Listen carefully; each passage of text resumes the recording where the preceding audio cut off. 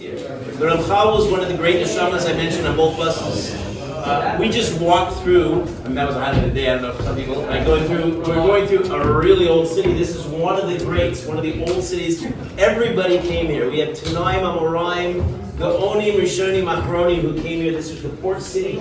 The way of entrance, I mentioned on my bus, the Rambam came to Eretz Yisroel first. He came to Akko, like almost everybody. The stones we just walked on, arguably the same stones. And the rest of his life became a holiday just because he was in Eretz Yisroel. He came to Akko, and his family for generations kept the same day. Also, when he came to Yerushalayim and Hebron, it's such a momentous time. Sometimes for us, it's too easy. We get off the plane, we just walk around, we don't realize the grandeur of where we're standing. So everybody came here. The thing about Akko today, it's a Muslim city, it's a Crusader city. You see a lot of ruins from other periods, a lot of other people. Not much for Jews because we were persecuted. There was the great Yeshiva de Paris, the Beit Midrash de Paris, that was founded by Rabbi Yechiel, one of the Bali Tosfos. The Ramban was Rosh Yeshiva there for 3 years when he was here in the last part of his life. It's a who's list, and so much to do. We could spend a day here guiding. I'm not going to do that. We're in the shul, identified with the Ramchal. Could very well be the Ramchal shul. Rav Moshe Chaim Tzfat was born in Padua in Italy. He led a life of, he was an incredible tzaddik of epic proportions, and I don't know if anybody feels this way in their own lives, but often you feel like they don't understand me. Anybody identify with that at all? Like there's all this greatness bubbling up inside of me, and they just don't understand. People understood who I was. Maybe they would appreciate more. But Ramchal was exactly that. He was deep and big and broad in every way. He wrote 90 books in the course of his lifetime. Some of the great books of our library.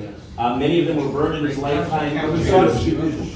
Okay, in his lifetime, many of them were burned because he taught Kabbalah in a time that it was not hip to do so. Post-Shabtai Tzvi, the false Messiah, when teaching Kabbalah looked suspicious, looked like you were up to no good, he was doing this as a teenager. He gathered a group of people around him as a teenager, and somebody wrote a letter of praise that was too exaggerated. The rabbis got hold of this letter. They thought, here's another Shabtai Tzvi. They kicked him out. They chased him out of Padua.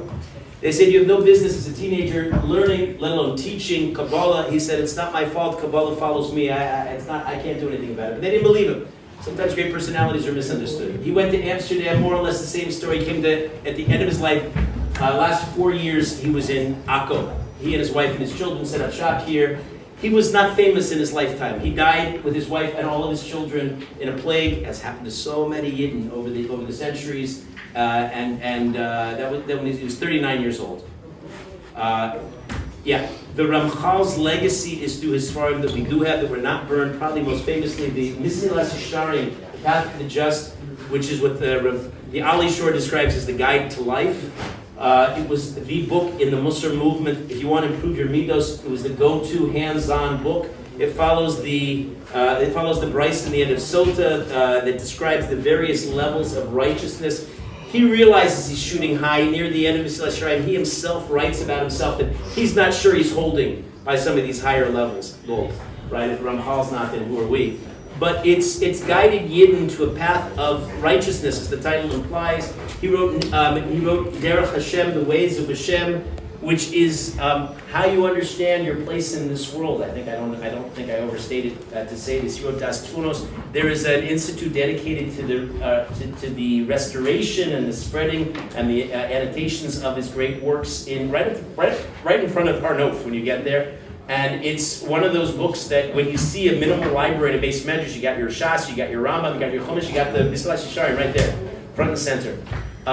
After his life, the Misilas Yesharim was actually in an old library on the shelf in Amsterdam. When the Vilna Gaon traveled to Amsterdam, he picked it up because he ate libraries and consumed them. Right? He read it.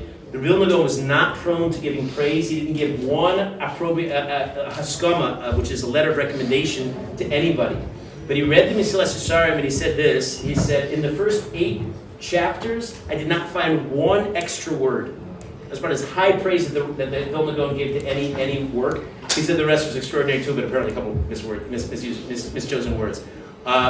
And it was the Vilna Gaon in his endorsement that from there the Ramchal became one of the great lights and sources of inspiration. So we'll daven now. We're not in the kever. On the kever of the Ramchal, there's a question: are we in Eretz Yisroel in Akko? Look in the, if you're familiar, there's a Masechta they call it Maseches Gitin. In the first chapter, there's a discussion of everything a tour guide and any Jew who cares about the borders of Eretz Yisrael cares about. Akko seems to be half in, half out of Eretz Yisrael. Oh yeah, all these holy Jews, where are they buried? There's an old base of Pharos in an Arab village inland that leaves little doubt that that's really Eretz Yisrael proper. If you want to be buried here, let's do it properly. But the Ramchal, he didn't leave any personal descendants, but his legacy for Klal Yisrael is deep, wide, and rich. I'm on my bus. I was on the red bus. That Tzfat is considered pretty recently as one of the four holy cities, together with Yerushalayim the first, Hebron the second, Tiberia the third, and then Tzfat, corresponding to the four elements of the universe. There is something primordial about Tzfat. There is a place in the Tanakh called Tzfat, almost certainly not here. We hear about this place much later as home of one of the families of Kohanim, the 24 families who did a rotation in the Beis Hamikdash. They lived in a place called Tzfat. We mentioned Tzfat, if you notice in your kinos on Tisha B'Av. It was one of the spots where they used, because it's the tallest mountain in the region, it was one of the places where they had the masuos, the fires on the mountain before the bad sects at the end of the second double period messed things up. They used to spread the word about the calendar and when the Yontif was going to fall, and then we'd know when to celebrate Shavuos, right? Because if Rosh Chodesh coming up on Erev Shabbos, and then we know when Shavuos would come, they put the fire on the mountain. This the Yerushalmi tells us that it runs through Tzfat. But we don't really hear about Tzfat until much, much later. The breakout of Tzfat is in the 16th century. And it's a who's list of Gedolim, of people. Now, when you think of Tzfat, you think of Kabbalah, probably. Yeah, everybody calls it the mystical city. And we were just talking about this, how Tzfat today, because we're shallow and Tzfat is deep, right? So the generation is not up to the level of Tzfat. So people come and want to commodify it and buy a Tzfat's holy candle and a Kabbalistic work of art, which is fine, and you can do that, and you feel like you come away, look, I'm a Kabbalist, I have mystical art. Right, but like what really is that one should try to do, and I'll try to give over very briefly now, and anybody wants to join me, our plan is like this. I'm going to talk a little bit, give you a sense of where you are in the grandeur and who is here, and why Tzfat is such a big deal. We're going to go together to a nice place that a lot of you know anyway, that we'll be together for that. After that, you don't have to listen to me at all, right? For the rest of the tour, you can split up. But anybody who wants to come and join me, I'm going to give it as tour as much as possible. This is really important. We start at the top. We're going to meet at the bottom, mamash, the very bottom of the basic Pharos of the cemetery at 1:15 for lunch. That's the designating meeting point. Wherever you go, you buy a candle, you buy some artwork, you take a dip in the Arizal mikvah, go down to the bottom of the basic Pharos, 1:15. That's the general plan. Okay. What was going on with Tzfat? It's such a later of the holy cities. Why was it such a magnet? So what really happened was, with the Spanish expulsion, 1492, you have this massive refugee movement in the world. Spain was the host of some of the greatest minds in Torah of that generation. And people went from Spain, they went to Amsterdam, they went to Italy, they went to Turkey, they went all over the world. But you know, if you're a serious Yid, you come to Eretz Yisroel. In those days, it wasn't so pashut to come to Yerushalayim, persecution and other problems. And so they set their sight on Tzfat. Now, what was in Tzfat? What started happening, it started with a certain figure who's buried over on the mountain over there, named Rav Yossi Misaragosa. He came. He was a quiet, shy tzaddik. They made him the Rebbe against his will. You have to sometimes rise to it even when you don't feel like it. When he came, others came. Later came the Mari Beirav, a name that maybe is not a household name, but should be. He was, among other things, a Rebbe of the Mechaber of Rav Yosef Karo of the Shulchan Aruch. And when they started coming, it was like a magnet. Everybody came. Because that's what happens. You see this in Jewish history. Where there's Torah, that's where people flock. And this became one of the, within a generation, this became one of the great Torah centers in the pre-modern world. As modernity was breaking out, as there would soon be the Enlightenment and the split between Hasidim, Misnagdim, and all these developments, Tzfat became a model. And it's influenced our lives in ways that are profound. From the minhagim that pervaded Tzfat, we have Kabbalah Shabbos that we do because of the Gedolim in Tzfat. Now, Kabbalah Shabbos is a concept from the Gemara. In my bus, we passed, and I pointed it out, the kever of Rabbi Yanai, who's buried down in the valley in Achbara. He started Kabbalah Shabbos, but what we do with L'Chadodi was written in Tzfas. Rav Shlomo Alkabetz, who was the Rebbe of the Mechaber in Kabbalah, he was in Tzfas. The fact that there were so many great people, they need to be together. One of the most important things, if you've got everything else that you learn, of course, the thing you always want to remember is Rambam. Hilchos Deos. In which the Rambam says, get this as advice, not just for the people who lived in Tzfat, but for your summer vacation. Live in a cave. Live in a cave, you can't find tzaddikim. They found tzaddikim, they came to Tzfas. And it was multifaceted. You had Greek Jews, and you had Galiciano Jews from the Poland area. You had all kinds of people, each forming their own neighborhood. But they built in a very short time, mamash utopia of Torah. They actually were not poor. They did pretty well in Tzfas. They had a textile business. They had water mills down in the river valley across the way. And the rich people were big tzaddikim. They had a policy that the rich people, like Zvulun and Yisachar, they paid for all the poor Talmidei Chachamim to sit and learn. They paid all the taxes to the Ottomans, and they had quite a thing here. When you think about Tzfas, you think about Kabbalah, but I should really correct that impression. In Tzfas also, some of the great halacha was being developed in that time. What do I mean by that? The Jewish people were reeling from persecution. It was a very hard time, especially after the Spanish expulsion and all those conversos, people who were forcibly converted to Catholicism. And people no longer even knew the basic technical ways of practicing halacha. The halacha that was developed in Tzfat would be much of the bulwark of what would make up the Shulchan Aruch and all the later commentaries. When you just see all the names that you associate with Kabbalah were grounded in halacha, which is a major insight too, because you can't go to the mystic without going into the pure and now practical. How do we live our lives as Jews, and how do we behave as mentioned, and how do we become tzaddikim? At that point, you can always delve into Kabbalah. Tzfas from that point becomes a major center in the world. Who's here? Whose names do you associate with Tzfat? The Arizal. The Arizal was here with a very short life between 1535 and 1572. He 1534 and 72 because he died at 38, 1 year less than the Ramchal.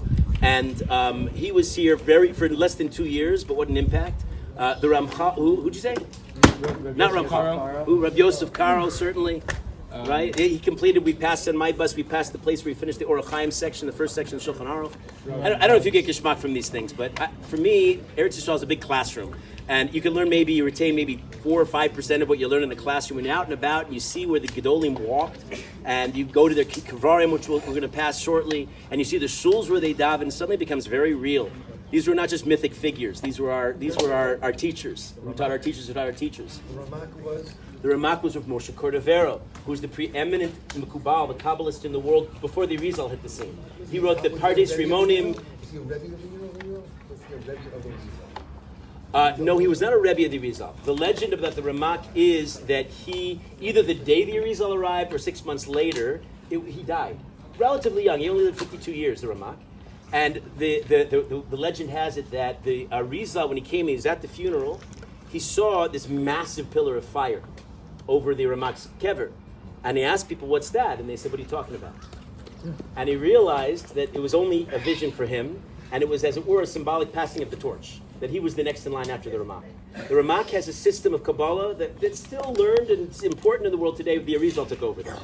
If people who learn Kabbalah today, it's almost exclusive of the Arizal's teachings through his other student, who's the primary student of the Arizal, we didn't mention his name, is Rav Chaim Vital.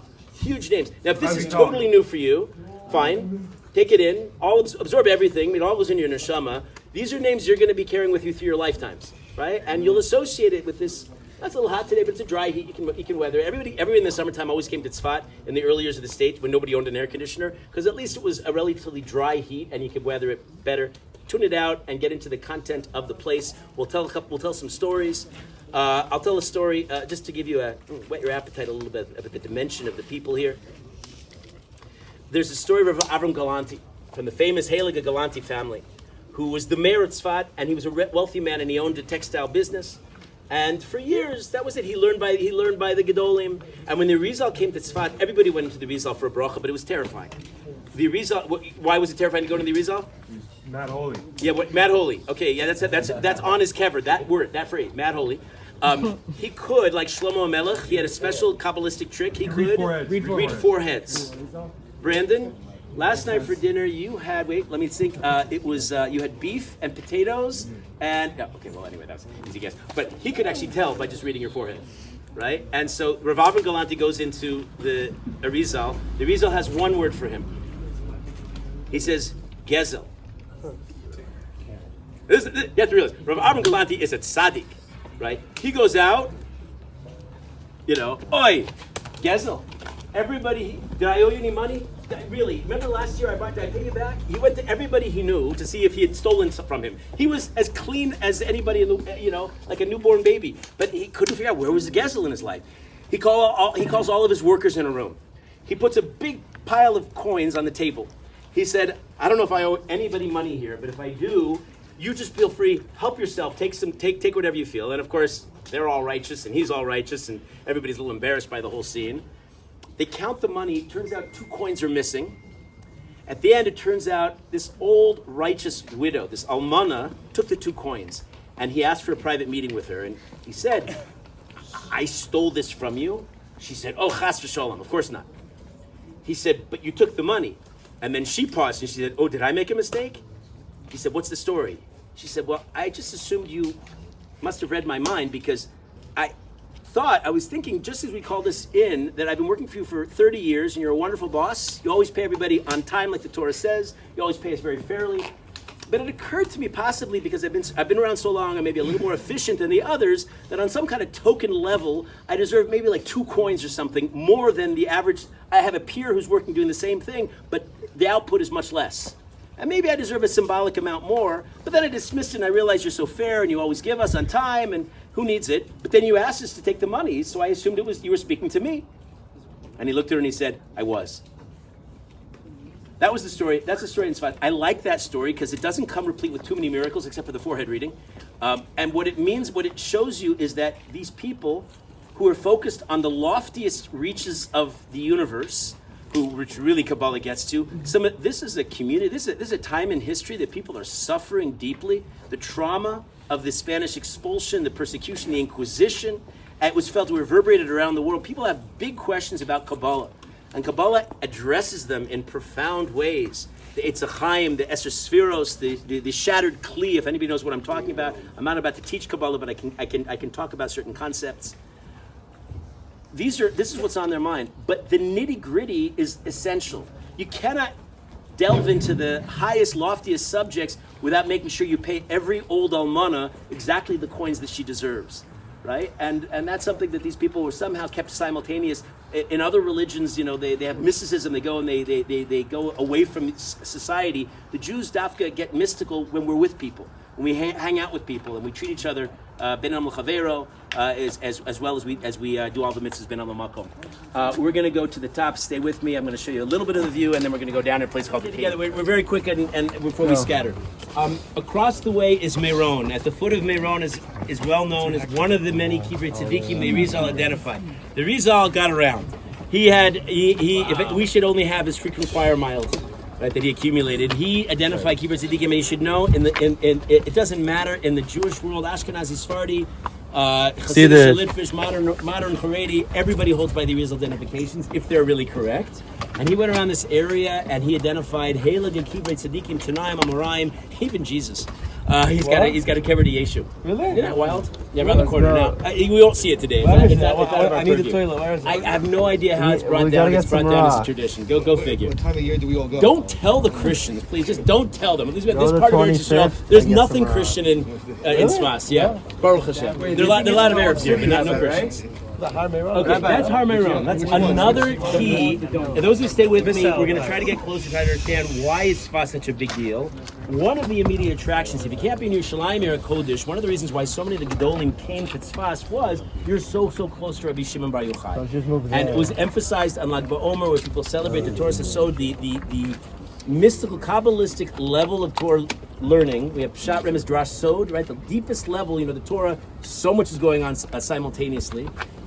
We were talking on the bus yesterday with all the various levels of understanding. The novice doesn't realize how deep these words are. And the Rabbi Shimon Bar Yochai, in those 12 or early 13 years that he was with his son and Eliyahu Navi in the cave, and they were steiging, they penetrated to a deeper level of Kabbalistic understanding. The teaching manifested in the great commentary on the Chumash called the Zohar. And that work changes everything, goes to a whole new level. And the people were drawn to it. And you come here, and you have the beautiful mountain area. You're in Naphtali, of the 12 tribes of the Jews, in one of the places where the Masuos was. It was a place that others had come to. The Migdal Oz, one of the commentaries on the Rambam, in the 1300s, comes here. He finds a handwritten manuscript in Tzfas of the Mishnah Torah of the Rambam. So we hear about Gedolim in Tzfas, and it's as I said, it's a magnet. It's a place to come. You look around, you see on a clear day, which doesn't usually happen. It's often hazy, but you see Meron. Further, that mountain is the Meron, and the foot where you see the houses on the left side, that's the city of Meron, and the kever is there. Kibbur Tzadikim all around, as we said. There's one of the greatest. You can go to Rabbi Tarfon and Hillel, and there's Shammai Mountain over there. There is a little bit in the haze, but there's a round bowl-like mountain in the distance. That's Har Tavor, where Dvorah in Sefer Shoftim defeated Sisra. Biblical stories are all over the place here. Rav and Abaye are in the different direction over by Afnit, of the army bases. That's also over there is Yonasan Ben Uziel. People go there and daven for a shidduch, is well known. And then all the way down into the lower Galilee, and we're looking at a lot of Eretz Yisroel. What do you see?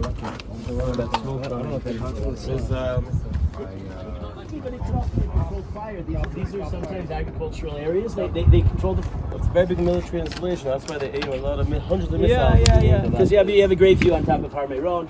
Finishing the view, you see now we're right north of the Kinneret.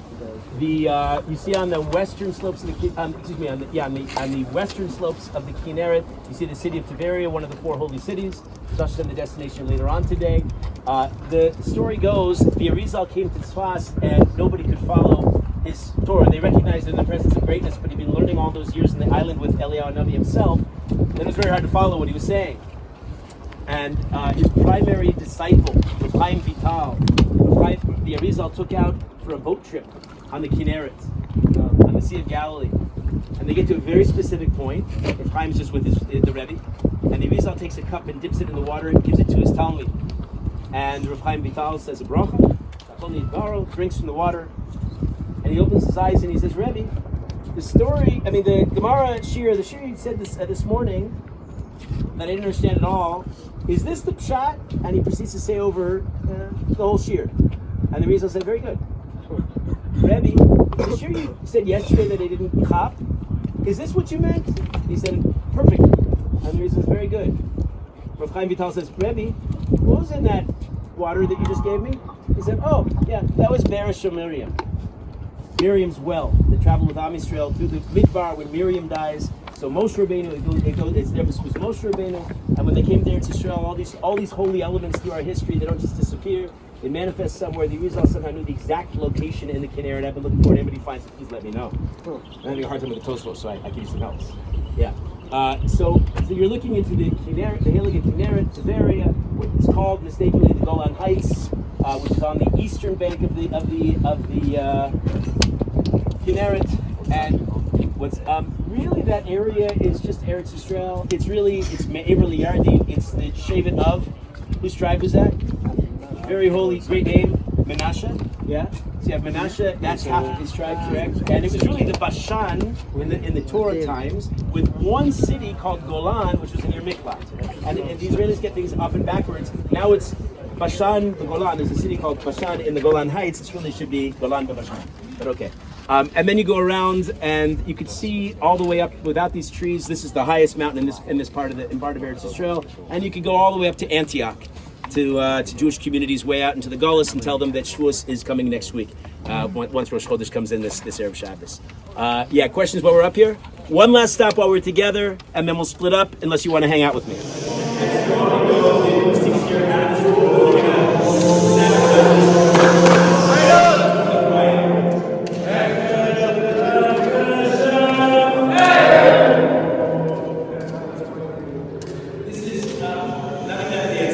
We're in really all of the old city of Tzfas.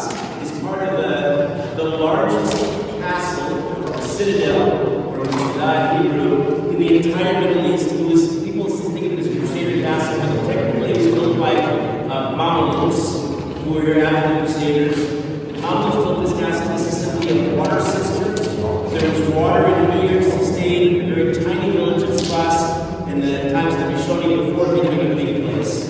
That's all you see here. But as you go down the mountain, you'll just notice the whole city is built on remnants of this massive fortress from the times of the Mameluks.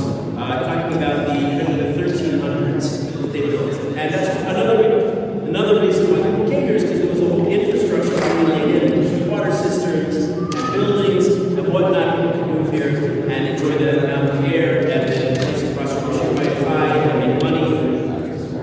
Again, if you talk about outside, because the acoustics are so good, they're bad. There's one little feeling of like a story here. This is a place in the wintertime it was full, in the summertime less.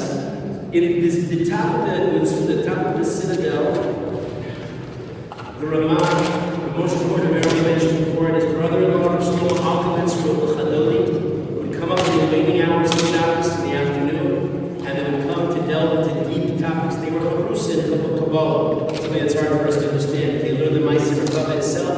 I couldn't tell you I wasn't there.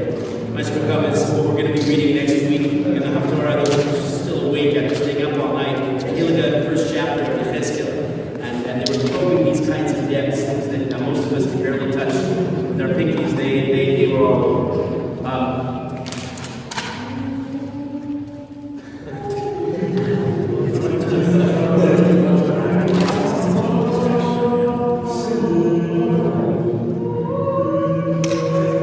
when the Arizal started getting over his Torah, it's fast.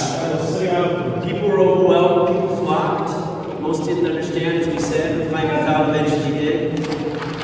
There was a member of the audience who came and was somebody who's been diligent and a hardworking student, as you can imagine, and something that never happened before. He could not for life of him stay awake during the Rizal shir. Now that happens to my wife's shir, maybe. But the Rizal, you don't fall asleep in that shir. And he came over to the Rizal, he was very distressed. His name was Rabbi Yosef Karo. And I have this from David Kotley, I won't tell the story, but I didn't have it from a credible source. And the Rizal said, it's a side here, you're not meant to come to the shir. Rabbi Yosef Karo was kicked out of the Rizal shir. To give you a sense of who was there, who was able to come, who wasn't. There was a person there of great stature, I don't know his name, nobody knows his name. But we know the following story. He had written, because these people were holding, the whole community in Tzfat was on a level that would be hard for us to imagine. And he himself had written his own magnum opus, that means his own personal masterpiece, the work that he'd been developing his entire life on Kabbalistic themes. He comes back after attending his first year in Arizal, totally overwhelmed. He takes his manuscript. There's one copy in the world. They don't have our printing press. They don't have any of these things. And that was pretty much out in the world, but not in Tzfat. Yeah. And he takes it out. His wife said, "What are you doing?" He said, "Oh, I'm going to put this in shingles in the Geza, where you put old, unneeded manuscripts." And she said, "Are you insane? That's your life?" He said, "Yeah, no, it's fine." He said, "The results in the world, people don't need my work. This is unnecessary right now. I need a better teacher." That's the way we're all supposed to be. You heard the story? Oh, really? Can you hear the story? Yeah. Okay. He took his own work that he dealt his entire life into, but because he went to the result once and he saw that the result was simply better, greater, he took his own work and put it in shingles. You don't know, an anonymous person. And when you come to Tzfat, you realize you're walking in the footsteps of great idiots, some of whom you do not know. But people are holding, you can only do that if you're Mekayim the Pasuk Shivisi Hashem Leneki Tobi, that you're living your life totally with Hashem. You have no ego, no need for personal gratification, and you're only serving Hashem. And so if somebody better comes along with great pride and joy, you give way to him. Like Yonah's son gave way to David, you're better. I'm the son of the king, but you're more deserving of. That's the Advasanos of our Gedolim. That's the Advasanos that characterizes the people of Tzfat. And the legend has it that they came here to sing, so let's.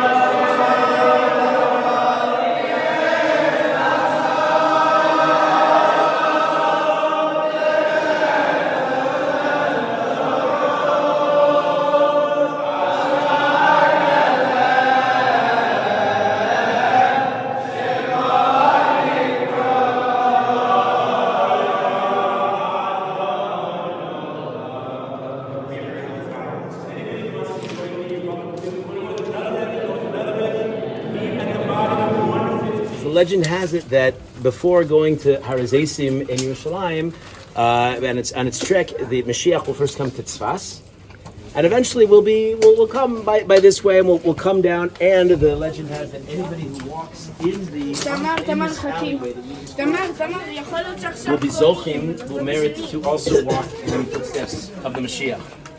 That's the legend go. But what I would. Even if you did it without kavana. What's that? Even without kavana. Even without kavana.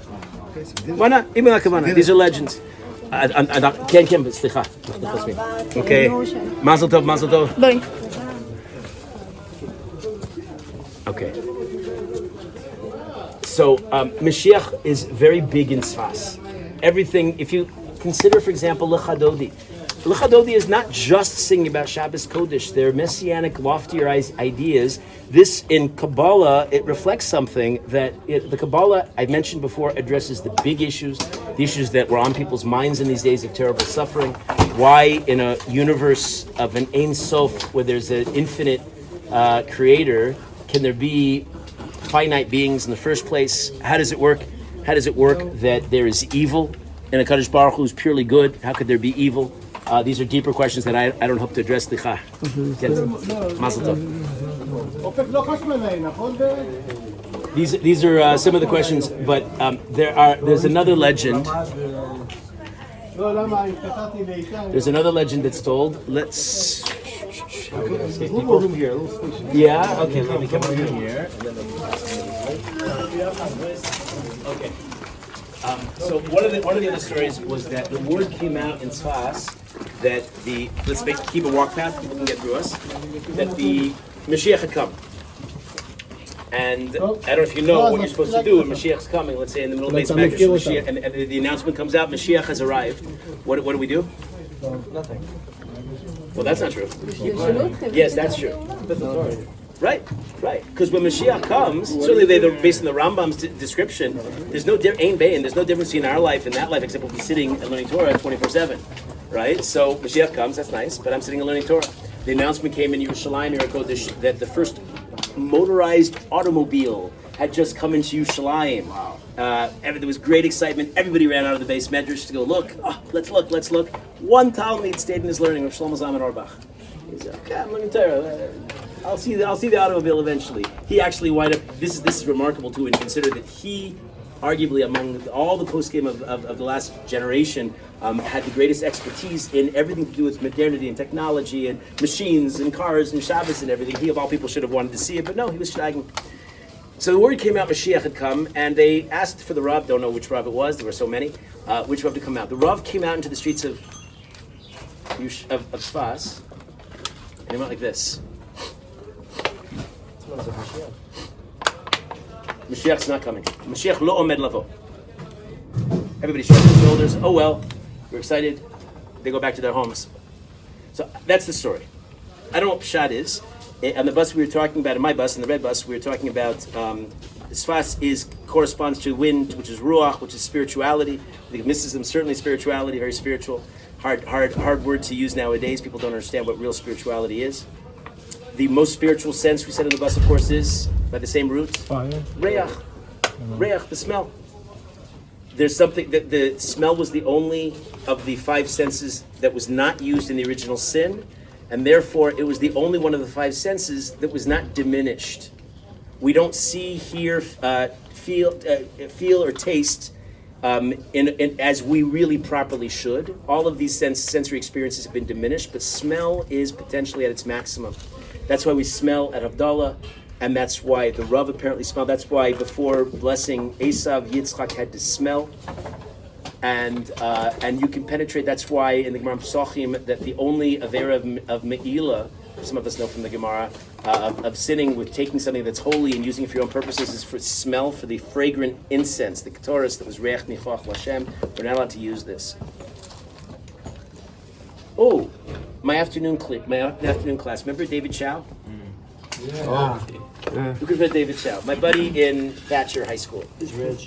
He's very rich today, yeah. Anyway, David taught me in high school. He was Chinese, but grew up in Japan, and then was in boarding school in Ojai, California with me. And he taught me a Japanese word that he said has no translation. The word is You didn't expect to come to Tzfat and hear a Japanese word, right? The word is natsukashi. And he said, what is natsukashi? It's that powerful, hard to pin down, emotional reaction you have when you smell something. He said it also works with songs. Music also is the deepest part of the expression of the neshama.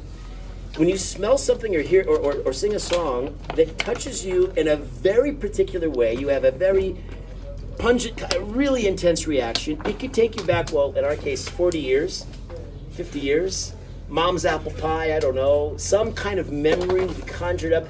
People say maybe, I said, oh, David, that's nostalgia. He said, no, it's more than nostalgia.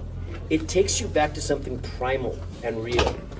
But the Japanese who don't have Torah, Rahman al-Islam, they're love, but they're tapping into something deep in the human experience that the Torah certainly understands. Reach nichoach, which is this great smell that apparently, when Yitzchak smelled Yaakov, he smelled nothing less than the fragrance of Gan Eden, and he knew it. He could identify. We apparently have that capacity too. And so when Mashiach comes, it's not going to be about having to prove himself. It'll be obvious and evident to the entire world. Okay. And we'll talk about this connection here. Don't forget to say a concept or a piece of learning.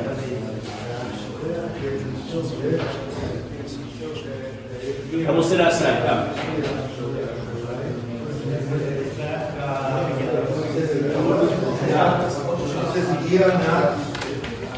Yo!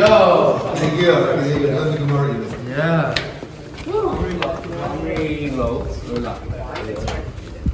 We really don't know. Exactly. Truth is, in the days of the Arizal,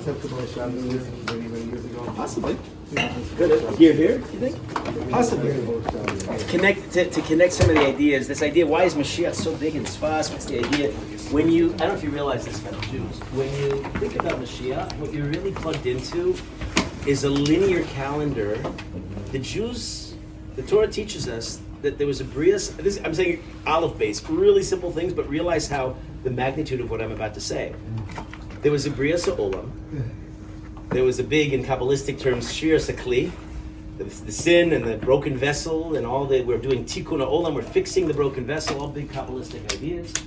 And we're going through all of history. We're part of it. We're so stuck in it, sometimes we lose perspective. And there's a grand finish. That's a linear view of history. Most of the world doesn't believe that. Most of the world doesn't live their lives subscribe to that. Certainly the world of Darwin and modern science rejects that and thinks that it's all formless, pointless, without a design, without a designer. This idea that we believe in Mashiach creates a whole different perspective. Among other things, the Jews are eternal optimists because of this. Because we know that as bad as it gets, but we're just in the middle of the story. And the story's going to come out, I don't always know the end, but the story's going to come out well, because Hashem said. Right? In Tzfas, that was an axiom, that was basic.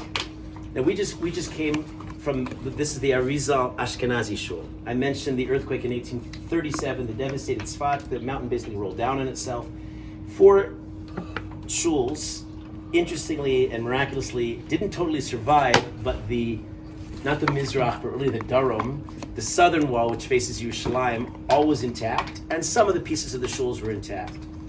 In the 1850s, years later, a Greek gazillionaire, without any children, but with quite a fortune to leave to the world, decided to divide his fortune. Half of it he devoted to rebuilding these shuls, and that's what you see today. The others are the spectacular Ahuab shul, Rav Yosef Karo's shul, and way down above the basic Faros, the other Arizal, this time the Sephardi Arizal shul. I'll explain what's Ashkenazi Sephardi, how did that even work. And he built them, and that's what stands still today. The other half of his vast fortune, he found a hole in one of the mountains around here and buried it Lasid Lavo. I'm not sure if that's based on anything, but I know a lot of treasure hunters have gone and tried to pursue it unsuccessfully. What did he bury? The other half of his fortune that he wanted to preserve, Lasid Lavo. By the way, the Gedolim don't live their lives that way. They give the money here and now. You don't take it with you. Hashem provides all the money anyway. But okay, it's one of the many stories of Tzfas. Was the Arizal here? I don't know. In the days of that lofty period at Tzfas, we think of it the 1530s, was really the heyday, the attempt to revive Smich under the Mari Beirav, the great Kabbalah that was taught for the next decades. The Arizal was only here between 1570 and 1572 he died. 1575 the Mechaber died. After their passing, it was a time of persecution. The Druze at one point came and attacked. The Druze who now are serving the Israeli army were our enemies back then. There were earthquakes, there were terrible things that happened here, plagues that struck the students of the Vilna Gaon, many stories. But that period, the 1500s, was the heyday. There were lots of communities living here. There were Ashkenazi communities, Sephardi communities, each one connected to the Arizal. The Arizal's father was Ashkenazi, obviously he was Ashkenazi, but his mother was Sephardi, and everybody felt a connection. And so the different communities named the shuls for him. Was he there? Probably. Was that his only shul? Don't know. That's what you're asking. But the yeah.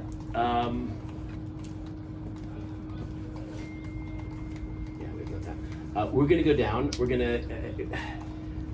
We'll pass by Rav Yosef Karo's house and I'll say a couple words. Let's continue.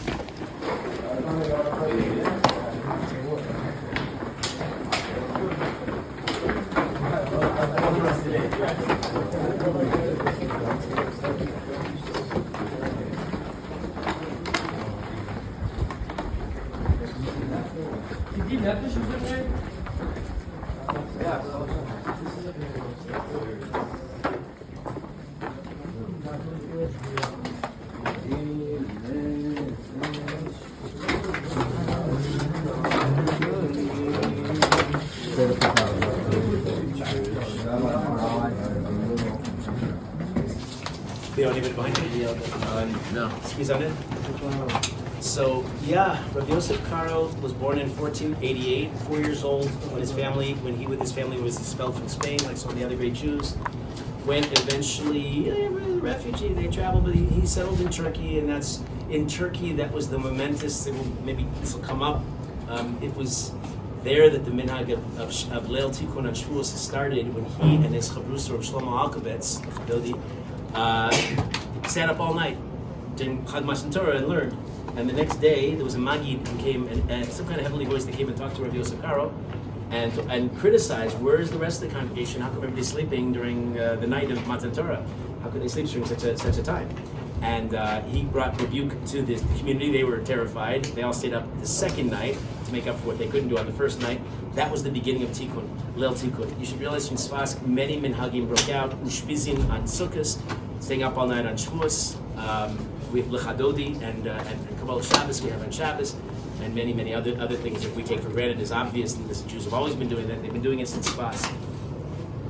From Turkey, he moved to Eretz Kodesh in 1534 and lived here for, they darshan by his death, he lived 85 years, and they say Kisro from the Pasuk, Kisro Keser Paz, his crown is a crown of gold. Paz in Gematria, 85. I have another story from David Gottlieb. How's 87? He lived 87 years, and I even gave the dates correctly. I said 85, but it was really, if you think about it, 1488 to 1575. It's Baz. Yeah, thank you. You're right. There's too much like numbers up here. They get jumbled. Right? It happens all the time. Right here, Jack. Okay. A little bit more. I wish I had 5 more hours with you here. The Mechaber brought us, of course, this greatest work, of course, which was? No. Beit Yosef, trick question. Whenever I ask a question, it's always a question. Beit Yosef. No. The Shulchan Aruch only became a classic and a great work because the Beit Yosef laid the foundation. That's where he put all of the commentary, all the discussion of all the Rishonim, and he explained how he arrived at the halacha that he paskin. He used by three authorities, of course. The Rif. Sephardim representing the Sephardim. Rif. The Rif representing Ashkenazim. Rush. The Rush and the Rambam representing the Rambam. Because you're from Rambam, you get to represent yourself. And he paskined like them, and that's the bottom line that reaches the Shulchan Aruch. The Jews were desperately in need of an accessible code to tell them how to live their lives. That's the Shulchan Aruch. He was joined by his partner of Moshe Islis in Krakow, and together they made a Sephardi Ashkenazi, really Sanhedrin for all of Klal Yisrael. But he also wrote a commentary on the Mishnah Torah called the Kesef Mishnah. He wrote this book. We think of the Mechaber in very down-to-earth halacha, meat and potatoes, kind of like this is Torah, this is halacha kind of terms. But he was also a kabbalist, and he also had this something that's hard for us to fathom with our over-rational mode of thinking. But he had this dialogue with some kind of a Maggid. That he recorded in a book called the Maggid Mesharim, that we only have 1/5 of the total original book, the Chidah tells us. But he brought the Jewish world into modernity, into a totally new level of understanding, and lived almost a perfect life. Fast forward a couple hundred years. The Matzah Baal Shem Tov, the Maggid of Measuritz, a different Maggid, this is a human one. Maggid of Measuritz was the disciple of the Baal Shem Tov, really the creator of all Hasidic courts. He went out and spread the Torah. He was in demand. Everybody in the world wanted him to be at their chasnas and at their bar mitzvahs and to be the sandak at a bris. And he was invited by a couple that he'd married, young couple, not distinguished, way across Poland. He was invited to go be in the sandak at their son's bris, and he accepted. And the students were very surprised. Why would you accept? You don't know what these are. You always reject all the offers just out of impossibility. You can't go. But he went, and they followed him. And he was sandak at the bris, and everybody sitting with Suda. And suddenly in the middle of the Suda, the meal, a terrible scream comes out from the other room. The Rachanimel, the baby who just had his bris milah, had just died. And after the commotion, the Maggid asked for a private audience with the parents. And he said, was it strange to you that I accepted your invitation to be sandak at your son's bris? He said, well, actually, Rebbe, we were very honored, but we were surprised. He said, don't ask me how I know what I know. He said, there was a great neshama who came into the world, who reached such a level of perfection, and we only know the scholarship, but like the level of perfection in midos, in internal avos shamayim, yiras shamayim, virtually unsurpassable. The only problem was a problem that is not a problem. He didn't do anything wrong, but it was a blemish nevertheless. When it came time for the 8th day for his own bris, he was a little sick, a little jaundice, so they pushed off the bris. For such a perfect, pristine kind of personality that was counted as a slight defect to prevent him from getting to the 7th of the 7 heavens. And so for that, HaKadosh Baruch Hu creates the institution of Gilgul Neshamos. Sometimes some people are reincarnated in all kinds of ways. Some of you, I understand, for Rabbi Banner, you're coming back as Rav Kabs. Right, for taking a free ride in the fast train.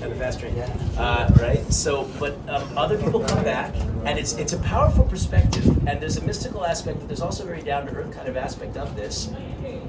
This baby finally came into the world and fulfilled what was not fulfilled with this neshama originally, had his bris on the 8th day, Kedivoi, and then he served his purpose. The Kadosh Baruch Hu puts each of us in this world, in this life, in this body, for a very definite set of reasons. When you accomplish them, as we should all be striving to do, I understand that's what a lot of you are doing when you come to learn Torah in Yerushalayim, trying to figure out what is my tachlis, what am I here for? So then, okay, so you've done your piece, and it's time to move on to Olam HaEmetz. And he said these words, as Divrei Nechamas, comforting words to the parents, and these are many, many other stories. Let's at least try to have time to get to by the Rizal Mikvah and any Kfarim that we have a chance to. Rebbe, who was the neshama? Who was? Rabbi Yosef Karo was his name.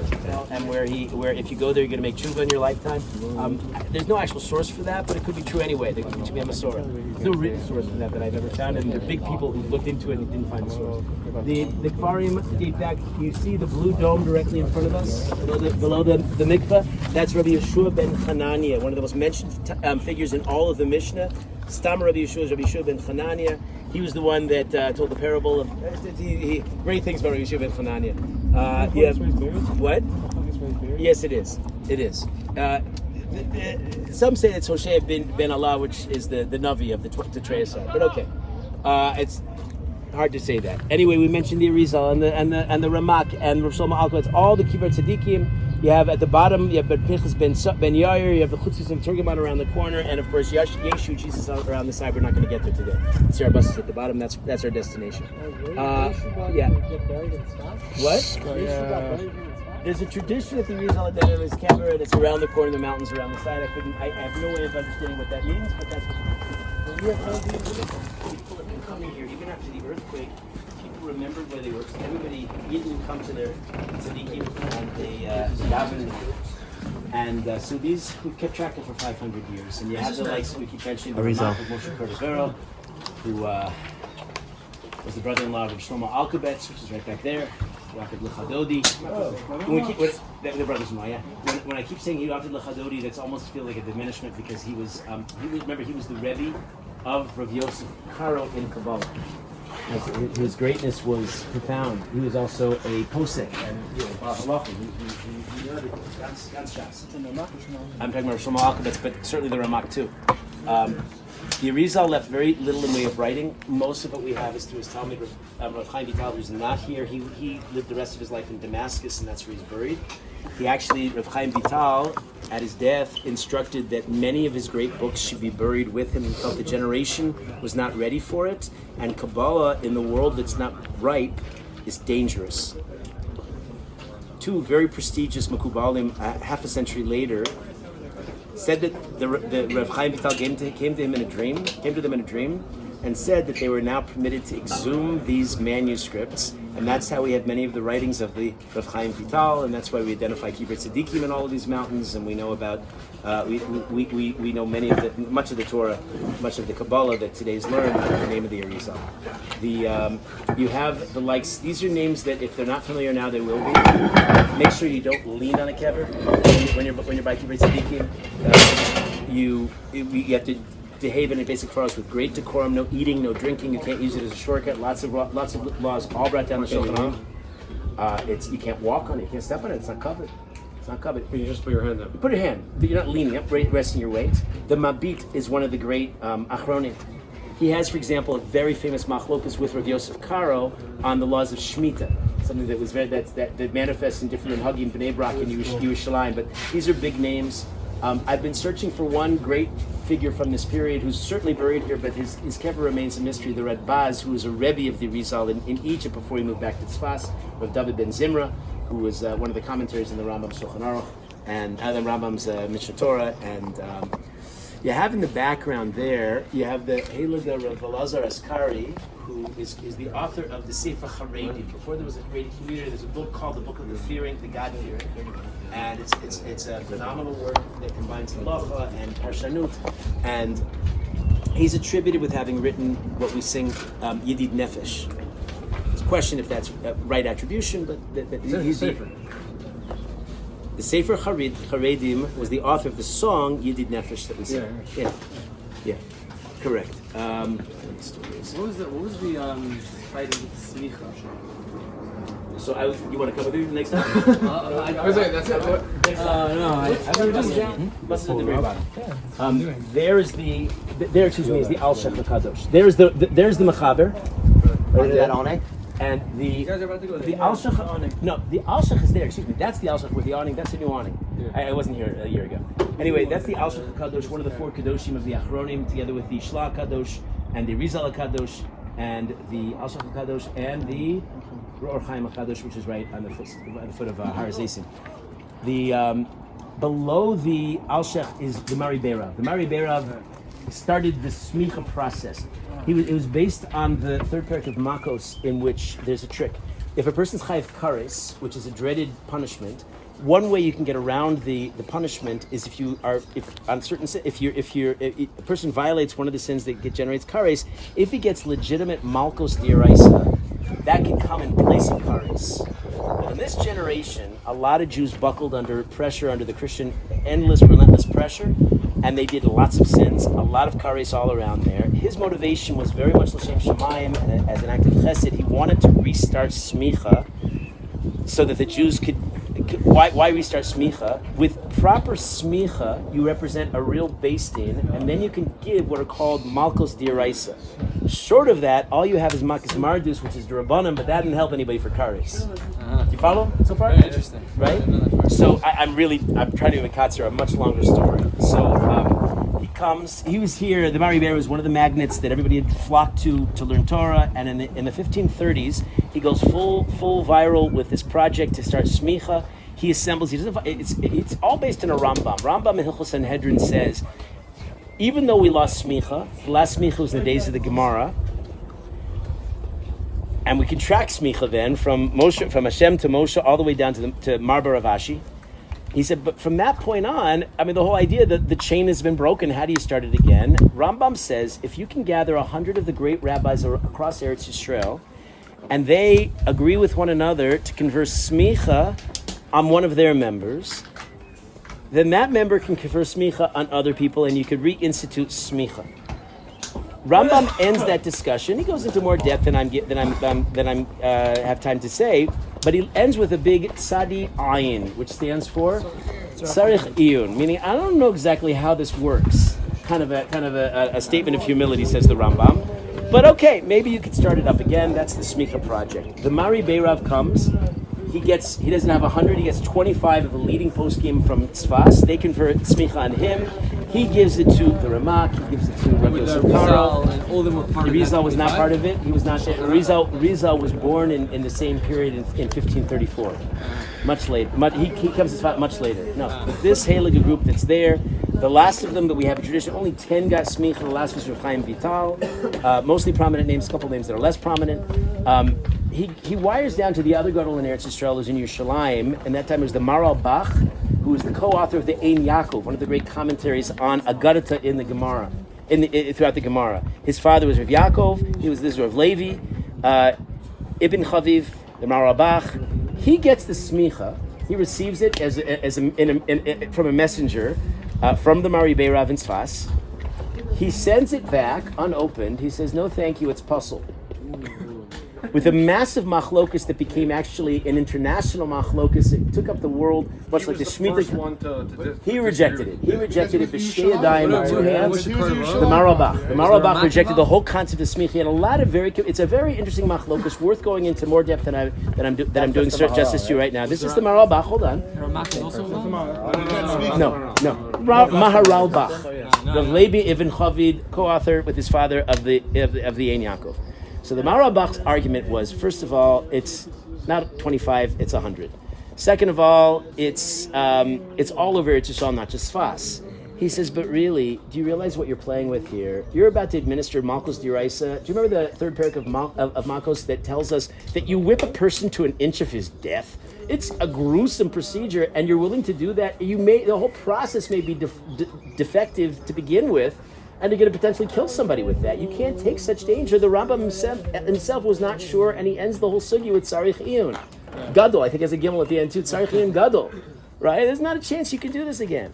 He says to start smicha, you need Ruach HaKodesh. You can't.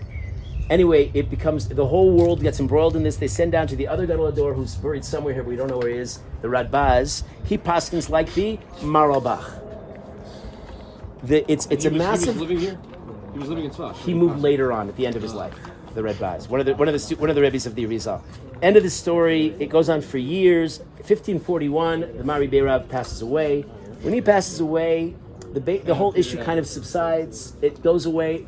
The Mechaber, for example, never once refers to himself as Maran. Maran stands for Mea Rabbanim Nismach. He never once calls him, doesn't talk about the smicha process. Clearly, it never really took hold. Was it my time? Man. Because everyone's other Chamanim said like he's like 20. Everyone, like all the Chamanim. That could be a drasha. That could be, but the source of the term is from the smicha sugya, and that's the Meir Rabbanim, 100 rabbis. When they refer quite respectfully to Rabbi Vad Yosef as Maran HaRabi, it's just a term of an honorary term. It's meaningless. Did the Mari Beirav, he actually give anyone Malchus? During all those years when he was holding it didn't come to that. They didn't. No, that was the whole point of doing it. That was the whole point. It didn't work out. Didn't work out. There have been other groups way over time. Other groups over time that have attempted to rekindle smicha. In the modern days, very much a dati leumi kind of a thing. They're very into these kinds of things, and the tchelis and the going to harabais and all these things. But nobody, the consensus among the poskim is smicha is going to come back with a Sanhedrin, with a Nasi, with Mashiach. When we're good and ready, that we have to work on ourselves. Make tshuva. Last question: is that the Radziner, like the tchelis Radziner? No. Yeah. Road, which? What? No, but it's a nice road. No, This is two different towels.